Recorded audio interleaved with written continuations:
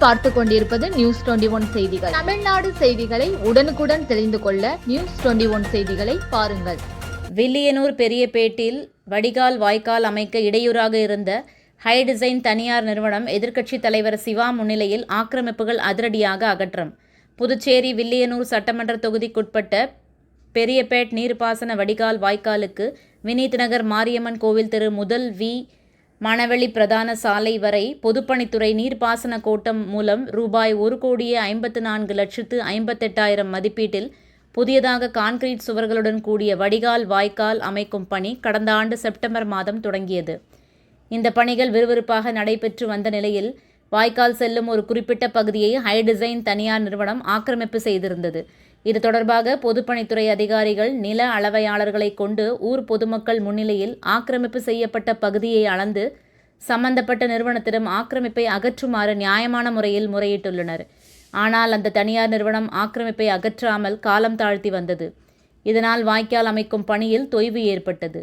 இது குறித்து அப்பகுதி மக்கள் சட்டமன்ற எதிர்க்கட்சி தலைவரும் தொகுதியின் சட்டமன்ற உறுப்பினருமான சிவா அவர்களிடம் முறையிட்டனர். இதையடுத்து இன்று சட்டமன்ற எதிர்க்கட்சி தலைவர் சிவா அவர்கள் பொதுப்பணித்துறை அதிகாரிகள், நில அளவையாளர்கள் மற்றும் ஊர் பொதுமக்களுடன் ஹை டிசைன் தனியார் நிறுவனம் ஆக்கிரமிப்பு செய்துள்ள இடத்திற்கு நேரில் சென்று ஆய்வு செய்தார்.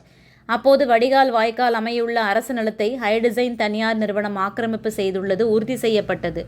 தொடர்ந்து சட்டமன்ற எதிர்க்கட்சி தலைவர் சிவா அவர்கள் அங்கேயே முகாமிட்டு ஜேசிபி இயந்திரத்தை சம்பவ இடத்திற்கு வரவழைத்து ஆக்கிரமிப்புகளை அகற்ற செய்தார். தொடர்ந்து தற்போது வடிகால் வாய்க்கால் அமைக்கும் பணி மீண்டும் தொடங்கப்பட்டுள்ளது.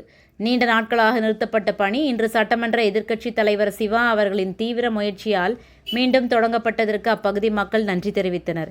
நியூஸ் 21 செய்திகளுக்காக புதுச்சேரி செய்தியாளர் முருகானந்தம்.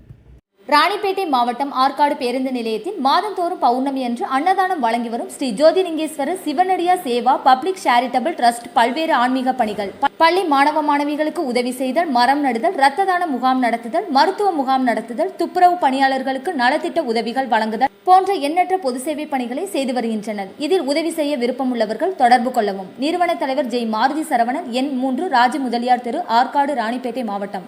மேலும் விவரங்களுக்கு 9040405952 80981879 என்ற எண்ணை தொடர்பு கொள்ளவும்.